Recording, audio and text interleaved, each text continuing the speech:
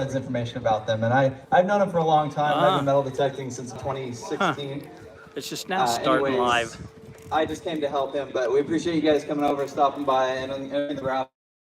All the proceeds from all those prizes there, the raffle tickets will be going to the event, not us. We're not keeping anything. So just want to let you guys know. Thank you, and I get some more tickets. I got a hat for them.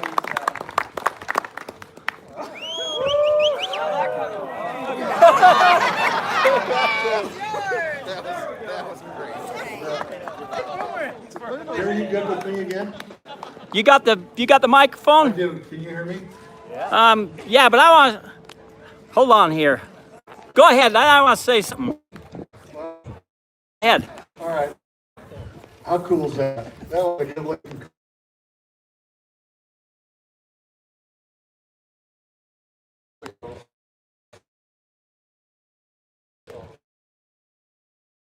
That's pretty neat. And I don't give names because I'll forget somebody and I don't want to do that. Does it look like I'm on now? I've got to give one to Dave Jukes. All these signs and the Bigfoot things and all of that, all of this. And then for the breakout tomorrow, all those signs, Dave Jukes has done this. Mr. J, that's his production company. He's just absolutely awesome. He's put us on the map, kind of, besides Terry. But we really do appreciate Dave a lot.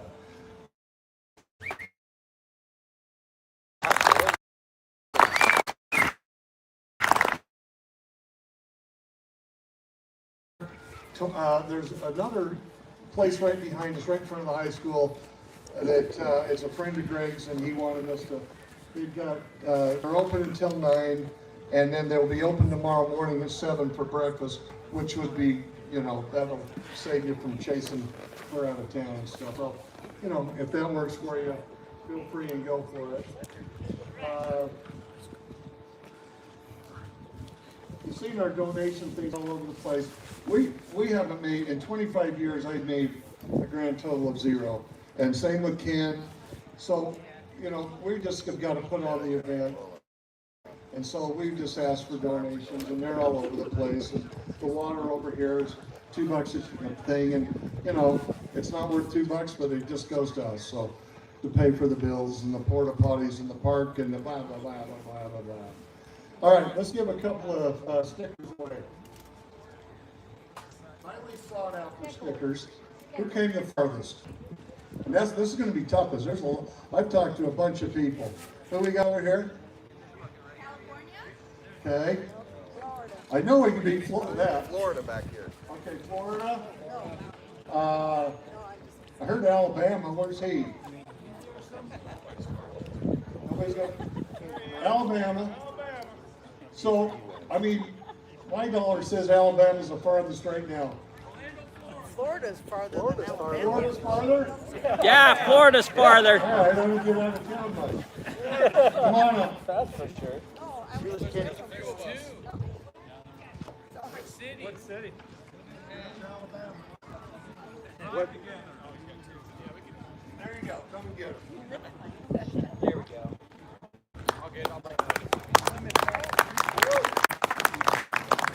All right, I've got one for you. I was just thinking about this, and I was talking to some of the guys. Help me figure out, you know, what to give away for what. I don't want to forget anybody or anything. So let me look here. All right, let's introduce Bill Betenson. Bill Betenson's our first speaker. I've met Bill probably. Terry and I and Stringham went and did a video with him about 3 months ago, Terry, something like that. Yeah. And since then, we've gotten to be really good friends. We've been together all weekend. We went to the ranch the other night and spent the night, and asked me if we've seen anything. Oh man, have you We seen did. anything? We did, and I'll tell you what, I couldn't believe it. Grab me and I'll talk to you about it. What? Where do you want to be grabbed? I don't know. So Bill Betenson is Butch Cassidy's grandnephew. And so I was telling Bill to say, and I said, I don't want to spill the beans on, you know, knock off your talk. And so his grandma was Butch's little sister. And paperwork from the family because, you know, he just loves it, and I don't know, we'll have to ask him, but maybe they haven't had the desire to. 13 children, Lula Parker Betenson, and my great grandma was the 9th of 13, but she outlived everybody. So she was the last surviving member of the family. It was published by BYU Press. Casty, my brother.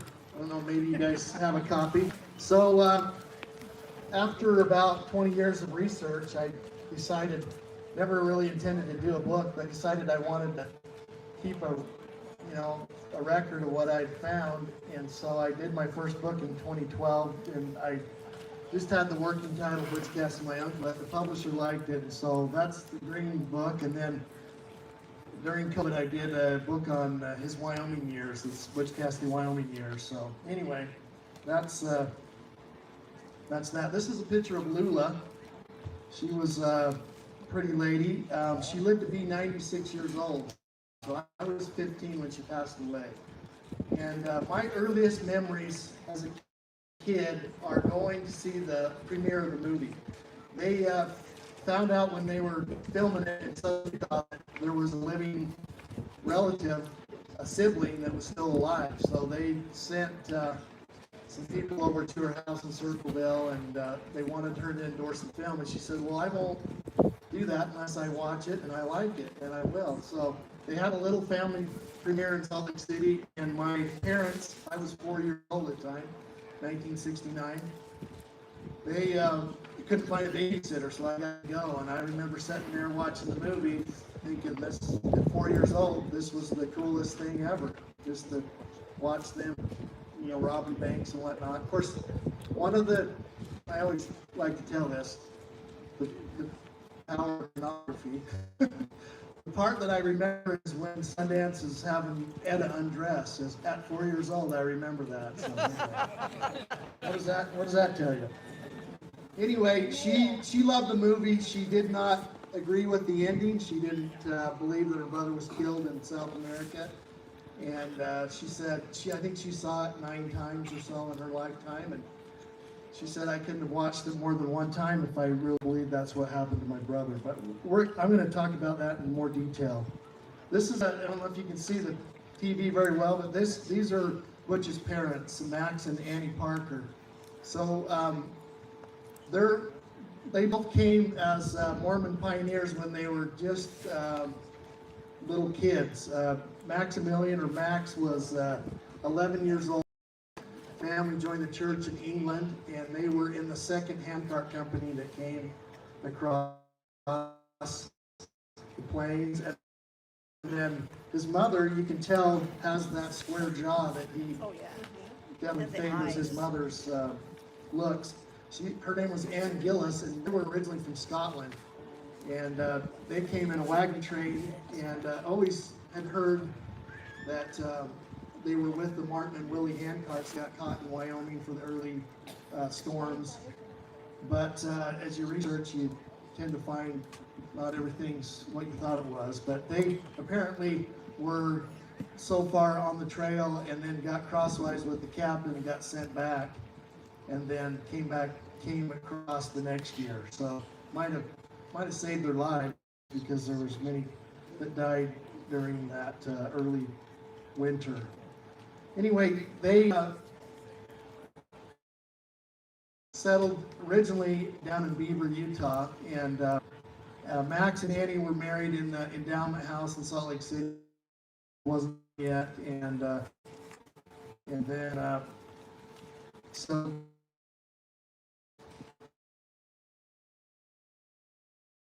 just of the house that they lived in Beaver. I don't know if you can see it very well, but unfortunately it was torn down in the 80s, so it's not there anymore. But in 1889, Maximilian delivered the mail, and he had gone over the Tusher Mountains, and he saw the Circle Valley and really liked that. And there were several families, I guess, that decided to move from Beaver over to Circleville, and so they made that move. And this is the cabin. You've probably seen it or stopped if you've been over on it. It's the Parker family home, or they call it Butch Cassidy Boyhood Home. They actually took them a while to establish this ranch. They initially settled on some land north of town in Circleville and Circle Valley, and then lost that. And then they actually, Maximilian put $5,000 down on the Jim Marshall Ranch, which is a little bit north of Panguitch, and ended up losing that, and then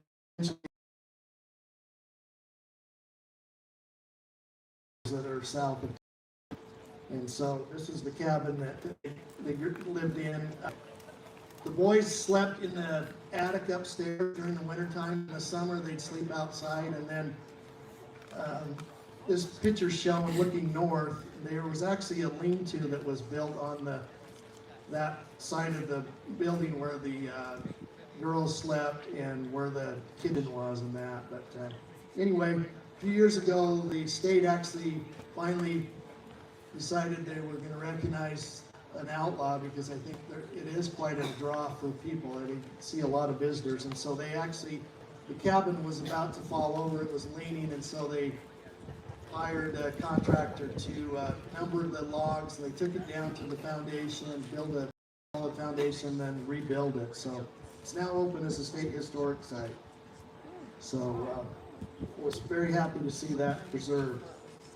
So Butch lives there the next 5 years, and he's hired out to a lot of, it's a big family, and he was hired out to local ranches to earn extra money for the family, and so he wasn't around a whole lot.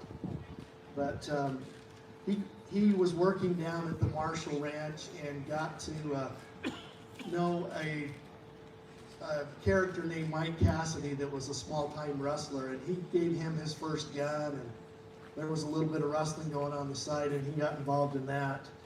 And apparently there were two men that were married and had families, and they had been involved in this rustling, and they talked Butch into taking the blame for those stolen cattle, and that was his excuse to leave home. He could see that this ranch, long hard days, and not really anything to show for it. There wasn't a lot of future, and he wanted to go see the world and make his mark in the world, so he decided to leave at 18. So that would have been about the spring of 1884. And here's a picture of the Parkers in 1895, and this is Lula's copy, and I think she was maybe tending to her little brother that's in the buggy, because back then, this is a glass plate. You had to hold still for several seconds for the exposure, and she moved and her face was blurred, so she scratched her face out on this copy, which is kind of fun. But on the back, it has all their names, and then also the name of the horse and the dog too. They were important members of the family too. So 1895. Any guesses out there on where, if Butch isn't in the photograph, where he was at in 1895? Any thoughts? He was up in Wyoming at the state pen, so he wasn't available to get his photo taken. So anyway, and also Maximilian is off working, so it has Annie and then several of the children there. So Butch decides to leave. He goes with a couple boys from Circleville, and they head east. And Telluride was kind of the big draw for the cowboys in that area, because it was an exciting mining town. There was a lot going on, and so they go over to the Telluride area, and he starts working on a ranch called the Spectacle Ranch, and he meets another Mormon cowboy named Matt Warner, and Matt's older brother-in-law named Tom McCarty. And that winter of 88, 89, he's apparently they're a little bit bored, and so they decide they're going to rob the Telluride Bank the next spring, and so they plan the robbery. And in June of 1889, they go in and rob the bank. They paid the Jim Clark, the sheriff, to be out of town during the robbery, and he got a share. They hid in a hollowed out log, and so they were successfully able to elude the posse. They went over down towards Cortez and then over to Moab, crossed the Colorado River, and then headed north into Wyoming. So at that point, he changes his name to George Cassidy. He takes the Cassidy name to kind of honor that small-time outlaw that had given him his first gun, Mike Cassidy. And you know, back then they didn't have fingerprints and whatnot, so you just had to change your name and you had a new identity. So he's now George Cassidy. And he makes friends with, we don't know exactly who Al Hayner or Albert Hayner is. This is actually his signature from his trial documents, and his partner Albert Hayner. And anyway, they head up into the boys area, and they help the individual in the doorway of the cabin is Huey Eweman, and they help him build this cabin. The interesting thing is, during this time, there's a soon-to-be famous author that comes out from Pennsylvania to hunt elk in the area, and his name is Owen Wister, and he later wrote The Virginian, which was a very famous Western that sold a lot of copies and made him a lot of money, made him quite famous. But this photograph has actually been around for a long time, but Larry Pointer used it in his book In Search of Butch Cassidy, but you couldn't really see any detail. I was fortunately able to get a high resolution, and we were able to blow it up, and it appears to me that Butch is actually sitting just next to the door, and sitting next to him is likely Al Hayner, his partner.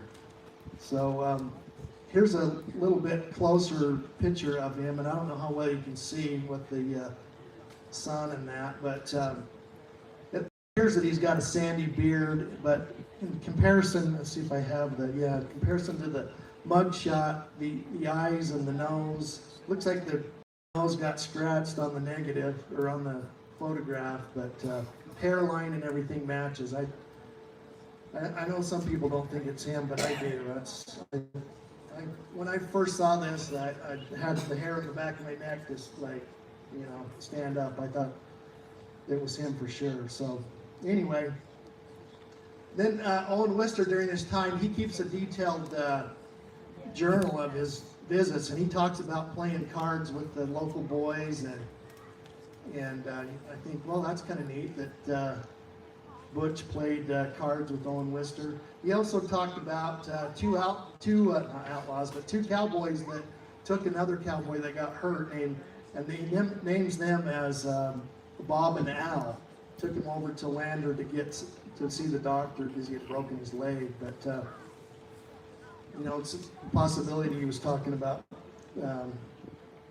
Bob Parker and Robert Parker, which was Butch's real name, and Al Hayner.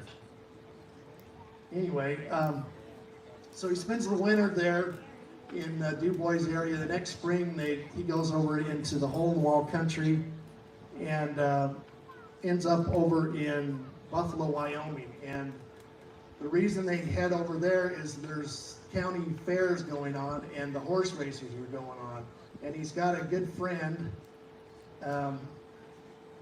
now named Manuel Armento that's got a fast horse that's in the races, and so you know, that's the fun thing to do at that time.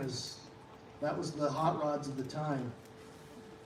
Anyway, so they go to the races there at the county fair in Buffalo, and then also up in Sheridan.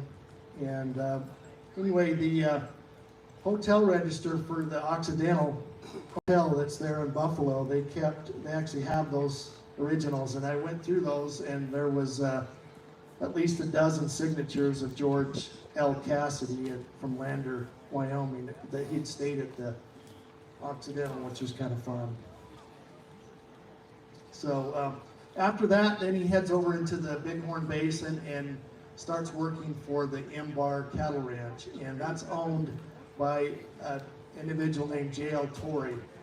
And something happened at some point, but they became enemies. They hated each other, and Jail Tory went out of his way to try and put Butch out, get him arrested and sent to prison and get him out of the picture.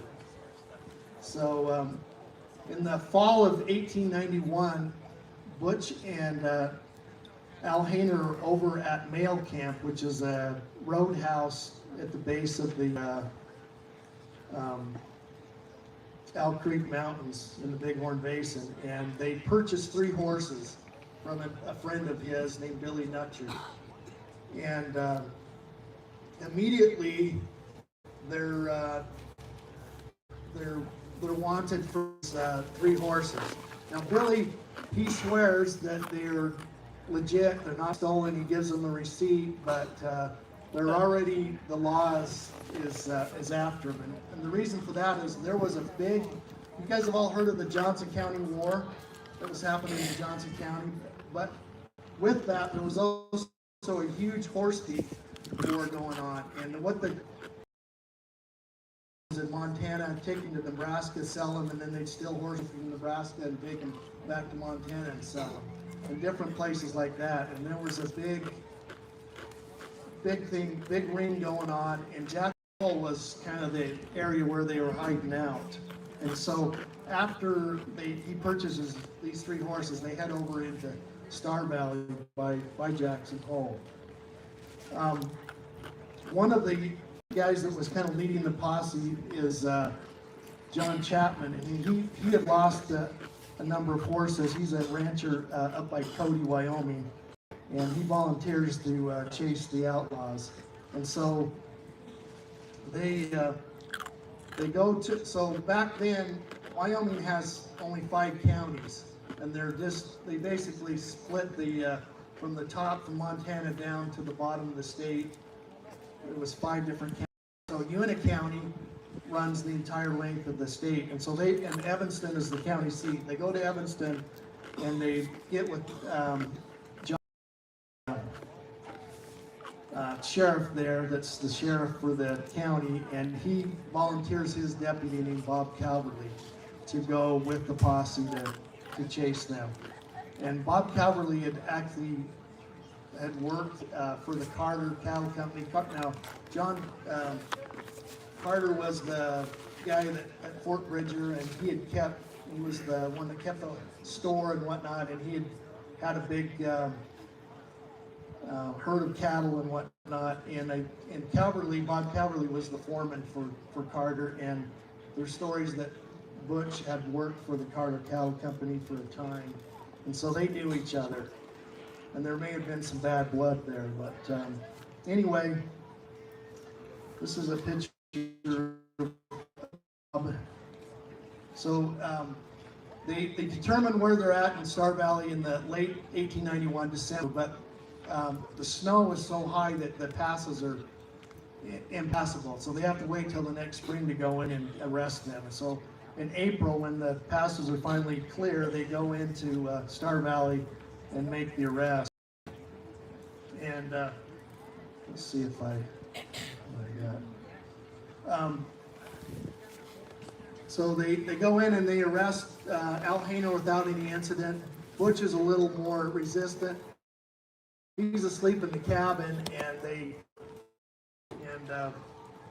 and so they are tried for the first horse. They're both found not guilty, but before the verdict comes in, they rearrest them for the second horse to retry them. That way it's not double jeopardy. So apparently, if that hadn't worked out, then they had a third horse in reserve to try a third trial. But anyway, they're acquitted on the first trial, and this is like I mentioned that.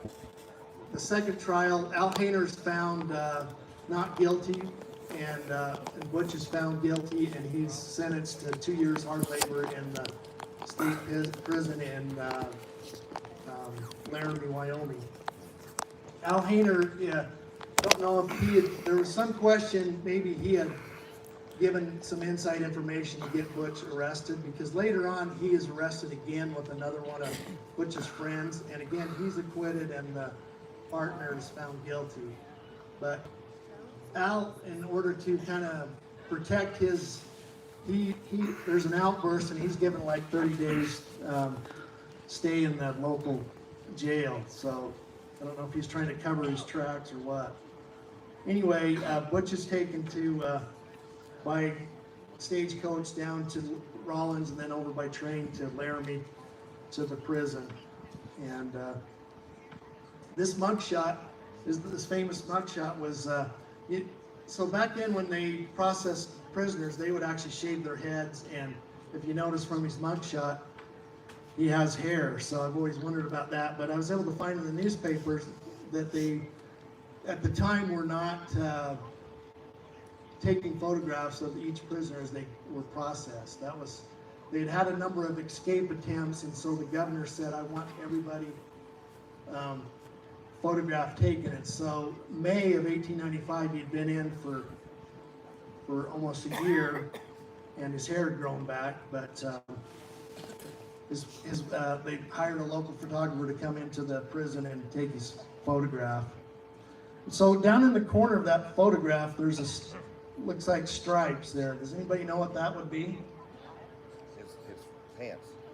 Striped pants, yeah, exactly. So he's got his legs crossed there. He's, you know, kind of like Dan is right here in front. And some people say he kind of has a smirk on his face, but I don't know. Anyway, a few years ago, I was up in the state archives and actually got the original glass plate out of the mugshot to show me, which I thought was pretty cool. Anyway, so during these two trials, the judge that had overseen the trials was named Jesse Knight. And it's interesting, Jesse Knight, before Butch's 2 years of hard labor were up, he writes to the governor of Wyoming, Governor Richards, and says, this George Cassidy seems to be a man of great influence on the local cowboys.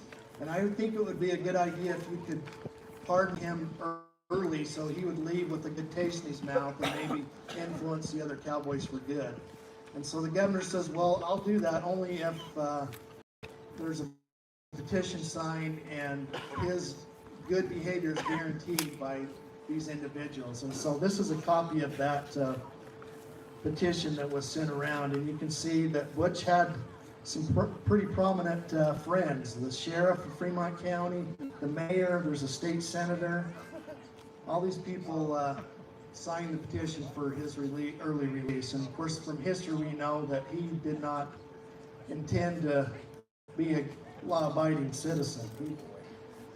He actually told his family later on that if they're going to label me an outlaw, I'm going to show them what a real outlaw is. And that's really when he became he had robbed a bank in Telluride, but you know, when we're all needing money, it's, you know, we try to take a loan out, right? So come on.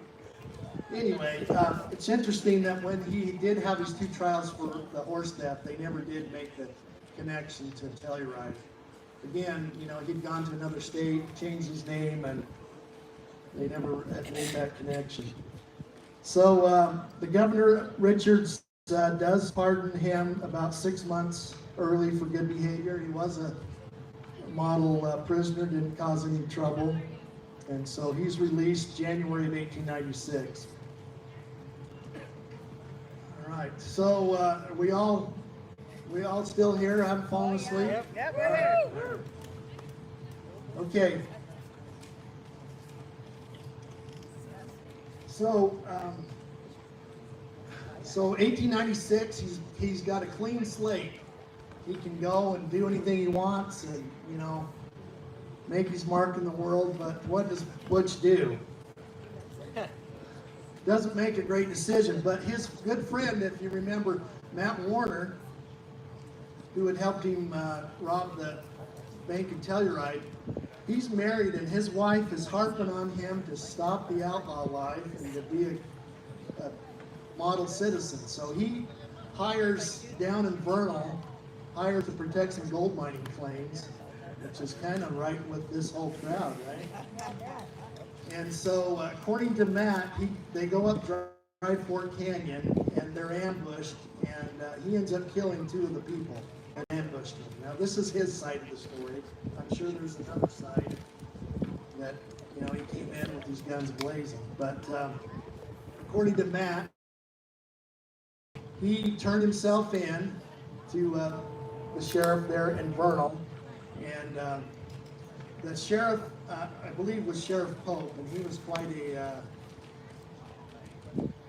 I worked with. I've been working in the oil and gas for 30 years, and I worked with his great grandson. I said, "What was he like?" He said, "He was an army bastard, and we were glad to see him finally go." So, anyway. I think that the good lawmen, there was a fine line between outlaws and lawmen. I mean, for example, Frank Canton up in Wyoming that became a U.S. Marshal, he was an outlaw in Texas. Joe Horner, and actually killed somebody, was on, went to Wyoming, became a U.S. Marshal. So there you go. Anyway,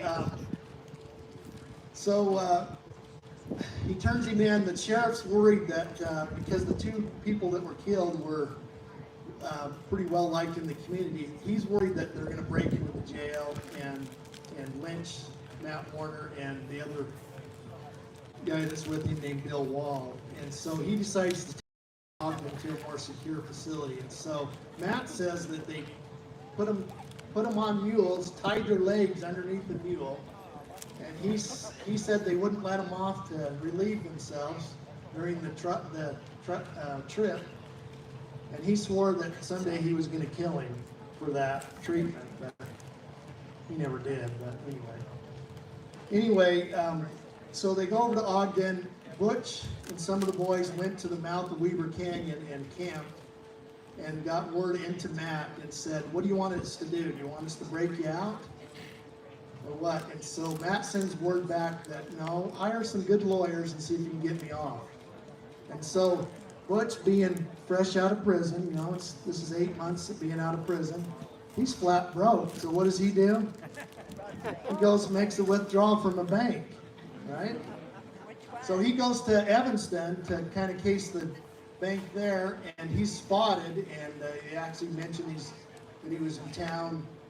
And so he just scraps that idea. He goes to Logan and kind of cases the bank out there and decides against it.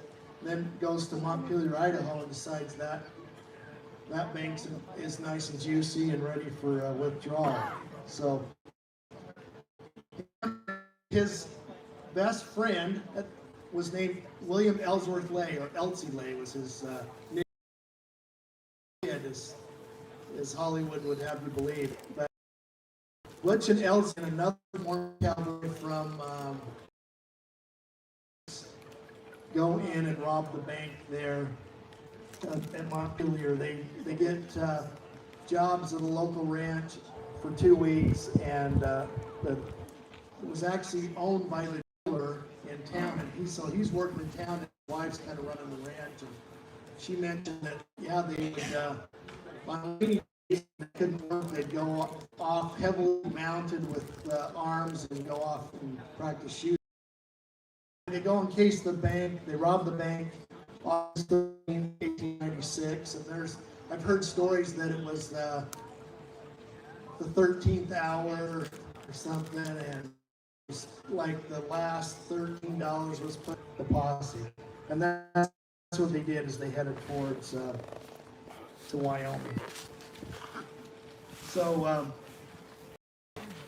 that winter, Butch and Elsie spend the winter down in Robbers Roost, and they bring in Elsie Lay married a girl from the Vernal area named Maud Davis, and Maud Davis said that the other woman that was with Butch was at a place. Now I don't know if that's true or not, but that's what she said in her writings. So anyway, that winter they spent it in Robbers Roost, and they planned to rob the payroll robbery in Castlegate, which is just north of Price, Utah, the next spring. And so if you've been down Price Canyon, it's a pretty narrow canyon, and so they spent some time training their horses. They'd come in and make sure that they weren't spooked by the steam that came from the engines and that. But they never knew when it was coming for sure. It would come at different times from Salt Lake on the train, and so they had to be ready for that. And they said that they were both kind of dressed up as bums, and I wish I had a picture of the payroll office, but it was up on the second floor, and they said that Butch sat down at the base of the stairs that went up to the second floor to the offices, and then Elsie was on his horse. And so when they brought the bags of gold for the payroll over from the train to go up the stairs, Butch pulled out his Colt revolver and said, "I'll take those," and tossed them up to Elsie.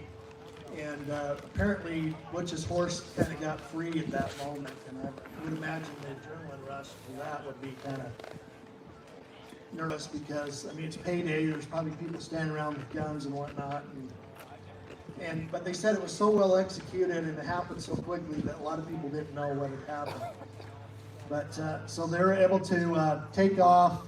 They actually said that they chased them a little bit with the steam engine to kind of see where they were going.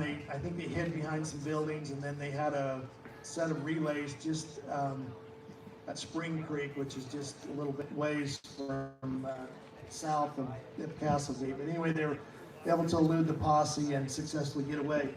But the result of the Castlegate robbery was it got a lot of press because it was a daring daylight robbery, and so they were front page news across the U.S. And the thing that Butch would do to kind of blend in is he would go and hire out with the local ranch because he'd grown up being a cowboy. He knew how to work, and so they worked their way down into Arizona and then eventually to Alma, New Mexico, and got jobs with the WS Ranch, which was a big ranch there.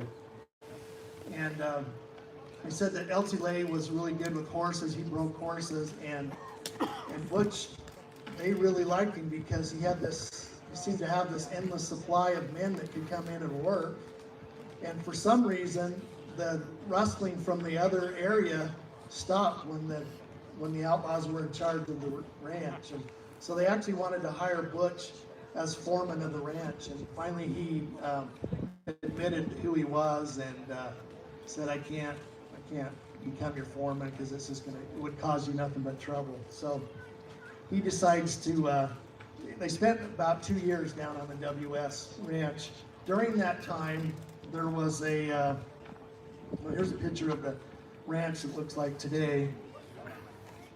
During that time, there is a train robbery in Wyoming, near Wilcox, Wyoming, in 1899.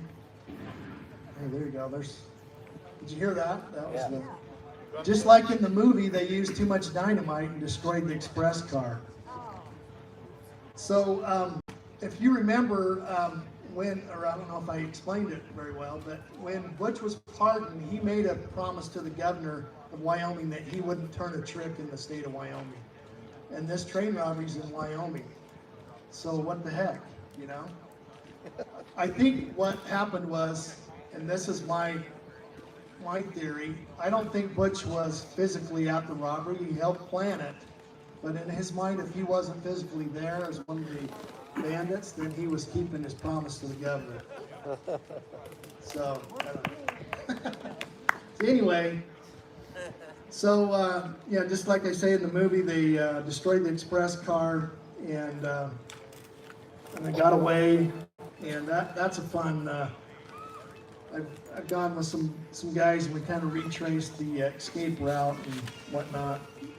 That was pretty fun. So, and then this is a picture of the posse. I love this picture because it looks like they just got out of Sunday school. They got their ties on and they don't look like they're ready to hit the trail. I think this was maybe a promo for the super posse that they had assembled. And if you remember the movie Joe LaForge with the white skimmer, he's actually number 3 there with the posse.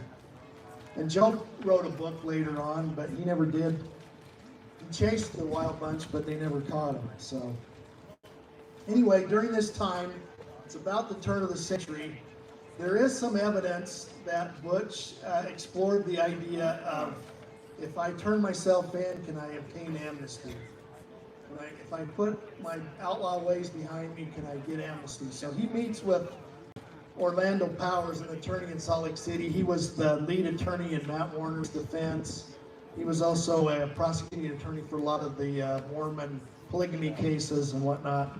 Orlando Powers doesn't give Butch any encouragement. He says, if you obtain amnesty in Utah, you're just going to be extradited by Colorado or Wyoming because you've committed robberies in all these different states. So then there's, of course, with Butch, there's lots of folklore, lots of stories.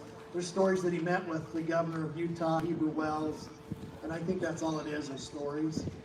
I don't think the governor ever met with Butch Cassidy, in my mind. I believe that, but there was certainly some concern about the outlaws, and he issued a list of warrants, and Butch was at the top of that list at the time. So during this time, Butch is looking at a way, I'm getting tired of being chased. I'm always looking over my shoulder. Of course, if you stop robbing, that might help, but anyway. He finally hatches the idea that he's going to move physically to the other side of the world and become a law-abiding citizen, and that's when the idea of going to Argentina was hatched. And it was really, at the time, was the land of opportunity. The National Geographic, a lot of publications were touting that you could go down there and obtain cheap land and comparable in climate to the West and that. And so he makes plans to go to Argentina. In order to do that, you got to build up your thing, though, right, before you go. So he plans a couple more robberies. So he goes back to Wyoming, and they plan the Tipton train robbery. Now, again, I think Butch planned it, helped with the planning of it, but wasn't physically there because he was 3 weeks later, there was a bank robbery in Winnemucca, Nevada, and he, I believe, was physically there for that. So I think this was coordinated with Kid Curry, Harvey Logan, and that occurs on August 29, 1900. And as I mentioned, 3 weeks later, in September of 1900, they robbed the Winnemucca Bank of $35,000 in gold. And this really is Butch's last U.S. robbery. At this point, they meet down in Fort Worth, Texas, and have their famous photograph taken. Some people call it the Fort Worth Five. And I don't know if everybody knows where Butch is at. Of course, he's over on the right-hand side, sitting down. Sundance Kid is over on the left-hand side. So, to give you some backstory, when Butch and Elsie were down on the WS, Elsie decides that he's going to go off with the Ketchum gang and rob a train. He might be getting bored, or he needs a little adrenaline rush. Butch tries to dissuade him from doing that, but he goes anyway. They rob the Mexico of nearly $100,000. The gang is in Creek Canyon, which is on the Philmont Scout Ranch, and they are ambushed by the posse. And Elsie is wounded. He has actually a shot that goes completely through his torso, but he's still able to ride out and get away. And really, the reason the outlaws had the advantage, and even though they were ambushed, was they had smokeless powder. That was a new technology at the time, and the lawmen were still using the black powder that let off a big. So as the outlaws were hiding in that canyon, they could elude them, and when a big puff of smoke had come out, they knew exactly where the lawmen were at. And so they actually killed 2 different lawmen and were able to get out of there. Now, Sam Ketchum later dies from his wounds, and Elsie rides 300 miles with that wound through his torso, and he goes in to get supplies, and the guy that he thought he could trust turned him in, and so he's captured. He's tried for train robbery and given a life sentence in Santa Fe, New Mexico. So he's not available to go to South America. So that's when, what did I do? that's when Sundance really becomes Butch's closest confidant, and he's the one that goes with him to South America. And then, of course, Sundance has a famous girlfriend named Etta Place that goes with them, and they pose as Butch poses as her brother. James Ryan is the name he uses, and the Sundance Kid, his real name is Harry Alonzo Longabaugh. He goes by Harry Place, which was his mother's maiden name, and then that's where Etta Place comes from. So they they go to New York City and kind of live it up like in the movie. And the Pinkertons later find out that they were there, and they're quite upset because the Pinkertons is headquarters of New York City, and there they were playing around right under their noses, and they don't know it. But they take a steamer in February 1901 from New York to Buenos Aires, Argentina, and they actually make a deposit at a bank in Argentina and deposit their money. They go and meet with the American consulate and decide where they could go to settle some land. He tells them to go to the Patagonia area, and so they make that journey from Buenos Aires to Patagonia. Now in 2007, I had the opportunity to go down and see the ranch, and the climate and whatnot is very much like home for Butch, and dry climate like the West. And this is a picture of the ranch that they established, and it was at the base of the Andes. It's still, the cabin and whatnot is still standing, and it's actually been restored as a little historic site. And anyway, they lived in relative peace for about 4 years on this ranch. They're well liked. Butch, being the charismatic person he is, there's a lot of new immigrants coming in from across the Andes from Chile, and he teaches them how to be ranchers and farmers and whatnot. So he's well liked in the community.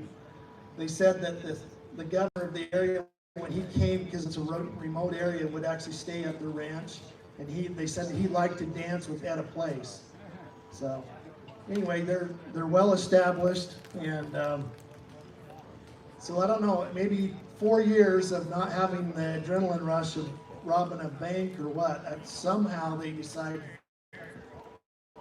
They have a couple of friends, and they tell them, they says, if you were to rob a bank, this is what I'd do. This is how you do it. And so there's actually a bank robbery in Rio Gallegos, which is about 700 miles away from their ranch in Patagonia, Argentina. Now, in the meantime, the Pinkertons, Sundance had been writing to his sister Savannah in Pennsylvania. Well, they'd been intercepting the mail and reading the mail, trying to figure out where they were at. So they sent an agent down to Argentina to confirm that it is Butch and Sundance. He's able to confirm that. So they go and visit with the banks and railroads and say, well, we found these two. Will you fund us to go down and capture them and bring them back? And they're like, they're out of our hair. We're not spending another dime on these guys. Let them be. So what they do as a result is they generate a bunch of wanted posters in Spanish and notify the local authorities if there's ever a bank robbery or any trouble, these two notorious outlaws are likely responsible. So with that Rio Gallegos bank robbery, even though they weren't the two doing it, the two that did it were the friends, but they're going to be questioned, they're going to be arrested and questioned about the robbery. And because they're well established in the community, they're actually friends with the chief of police. Thanks, Bill. And he actually tips them off. I don't know if you can see this picture very well. Patagonia, there, it's hard for me to even see it. There's a couple, George and Ethel Hammond, that were their good friends. Now, Ethel Hammond's brother is the chief of police. But in 2007, when I went down, their great-grandson, Reggie Hammond, was my sponsor that I was able to coordinate the trip with. And he has since passed away, but that was kind of fun. Anyway, So they're going to be questioned about the robbery. Oh, here's a famous photograph. So apparently Sundance sent this photograph back to his sister Samantha, but it wasn't a very clear photograph. But just recently we were able to find a higher resolution photograph, and you can actually see, they call this a tea party photo because it looks like Ed is serving tea to Sundance and Butch. But you can tell the detail. Butch actually has a Montana Peak hat on his lap. You can actually see the cigarette in his hand there, and then there's a couple dogs there. But anyway, that's a pretty neat photograph. There's a picture of the cabin, what it looks like today. And this is the Rio Gallegos Bank. It's robbed. So they get wind that they're going to be questioned, so they sell off their property, they escape into Chile, and eventually work their way north into Bolivia, southern Bolivia. And this is when there was a payroll robbery near San Vicente, Bolivia, and by two gringos, and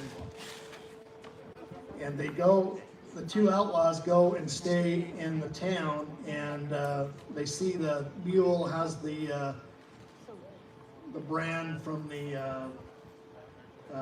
tin mine that's robbed, the payroll that's robbed from, and so they determine it.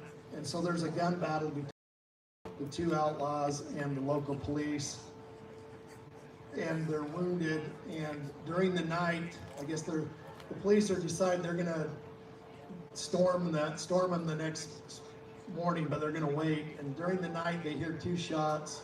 The next morning, the two outlaws are found dead. And of course, the story is told that it was Butch and Sundance. Now, why they were down there, they became friends with an American mining engineer named Percy Siebert, and they would go to his house and have Sunday dinner with him, with his family. And Percy said that Butch would tell him about how, he couldn't put his outlaw ways behind him. They think they'd settled down, and then pretty soon the law was coming from him. And so Percy Siebert was the one that suggested that the two dead outlaws was Butch and Sundance. Although they were never positively identified, nobody and identified the bodies. The two outlaws and buried in the cemetery there in Bolivia. But the story goes on that it's Butch and Sundance. Let's see. So, I don't know if you remember, was a famous forensic scientist. They went down, they exhumed what they thought were the graves, and the two skeletal remains that they exhumed matched the story. There was one of the outlaws had a wound in his forehead, one had his wound in the temple. The story was Butch shot Sundance. They were both wounded, so he shot Sundance in the forehead and then put the gun to his temple, and it was a murder-suicide. And the skeletal remains matched that. So they were 99% sure they had the right grave. And so they did DNA testing against family, came back as negative. It was neither Butch or Sundance. So then they said, well, we just dug up their own graves. But it's interesting that they were 99% sure they had the right graves before they had the DNA evidence. But I personally think that they did find the two outlaws that robbed the payroll. It just wasn't who they wanted it to be, Butch and Sundance. So Lula said that Butch showed up in Circleville in 1925 to come and visit the family, and spent about 2 weeks with the family. He explained that he got separated for Sundance. He didn't know what had happened to him, and he had made his way separately back to the U.S.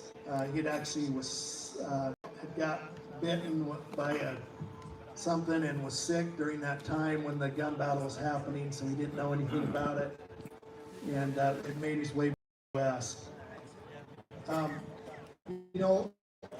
of like different theories, there's debate that will probably go on for time, that some people are in the camp that they were killed in South America. some believe that he came back, and there's not conclusive evidence either way. So review the evidence and for yourself. But just by a show of hands, who believes that they made way back? I love this crowd. Well, that's certainly what I believe. I support Lula.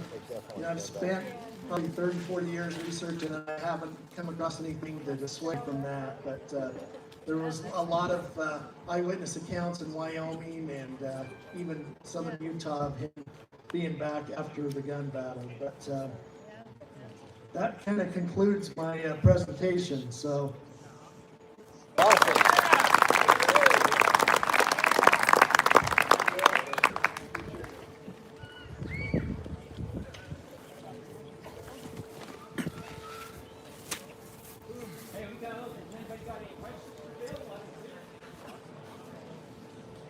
Where's the gold? Yeah. Yes, is there any questions that anybody wants to, I mean, I'll do the breakout so we can get into more details, but is there any quick questions anybody wants to ask? Where's the Yes, right here.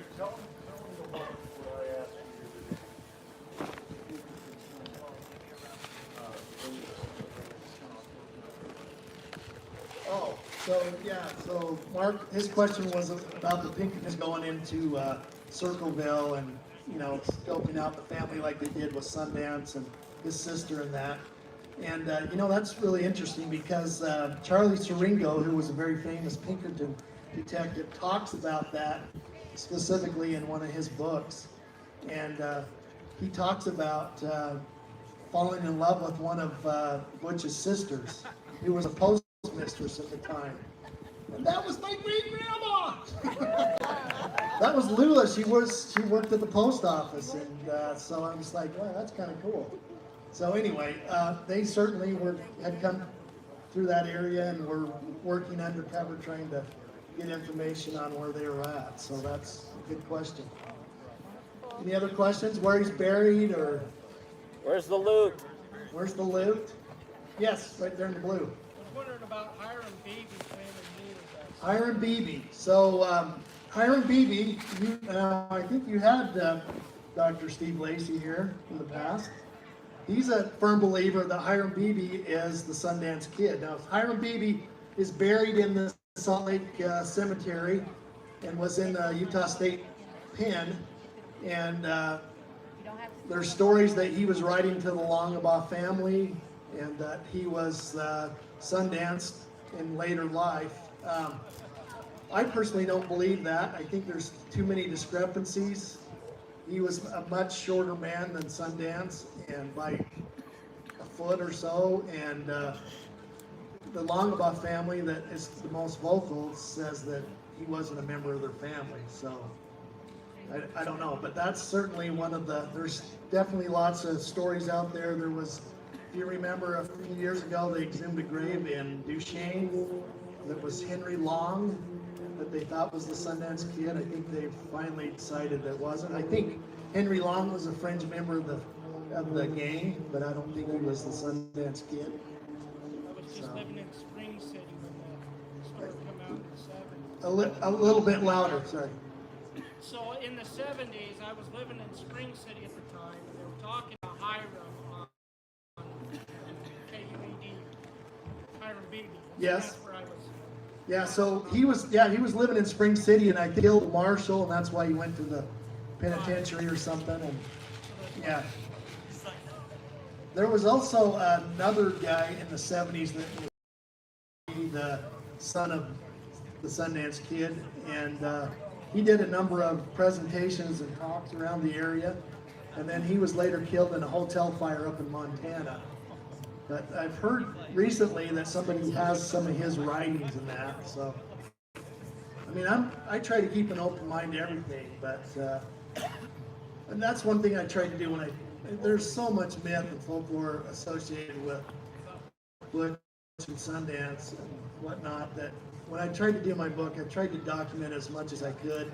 If I didn't have something that was, you know, solid, I tried to clarify that, and I tried to make it as, you know, true as I could. So anyway, yes. There are theories on where Butch is buried, and has anyone ever done DNA testing on that grave? So yeah, so different graves for Butch Cassidy. So yeah, what, or did you have a specific one in mind, or? So yeah, there's a number of theories. Got another there. story to tell you. There's a lady. Remember that that's down in been New involved, Mexico and she that talked thinks about he's the buried Black in Fire guys? Circleberry area, He said something and she happened actually to me, but I didn't see did the some Black digging Fire up guys. on Circleville He says there was a Mountain, vibrating noise, and like blah, blah, blah, blah. they haven't found anything. So I was as far as camped up by I'm aware, Hiawatha but, by my Lula walk up this hill, did come not back down, it want started getting dark, her brother's and I heard that vibrating remains, noise, blah, blah, blah, blah, blah. disturbed. So I And took my so flashlight when, in a when tree, he and would, there was when he nothing came there. back, And that happened to me he, 4 times. Wow.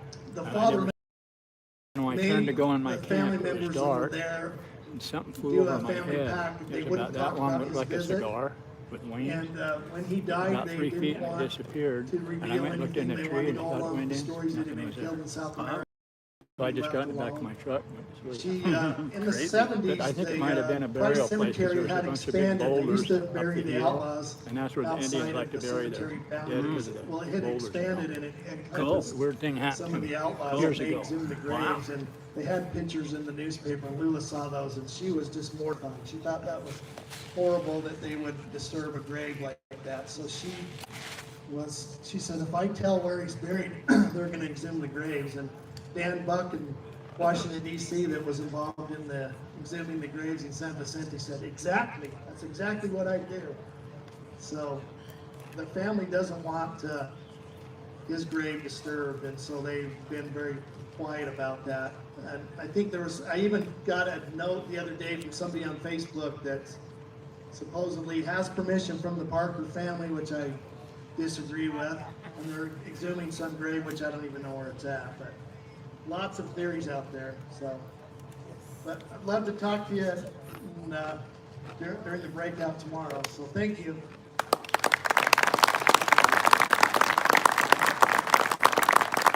Dave Jukes has made a little trophy plaque thing, and we wanted to give it to Bill for speaking with us tonight, and we really appreciate it.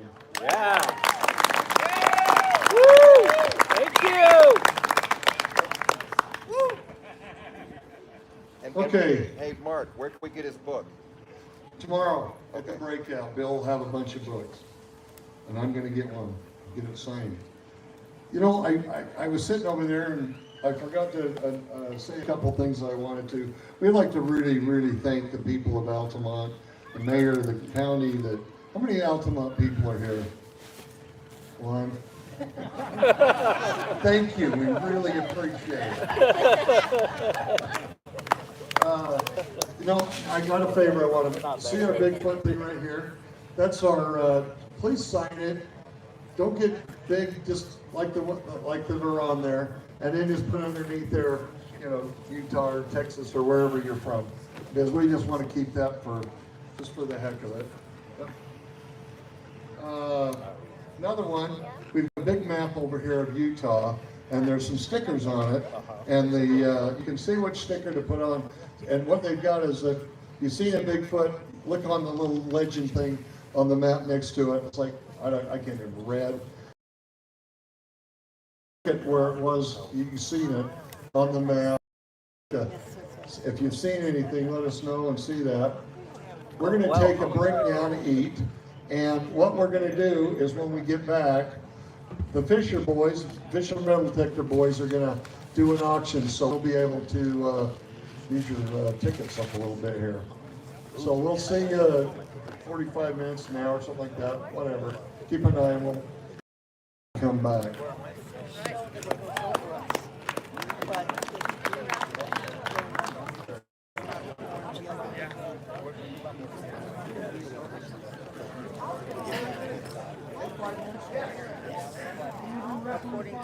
All right, we'll do a raffle in 5 minutes.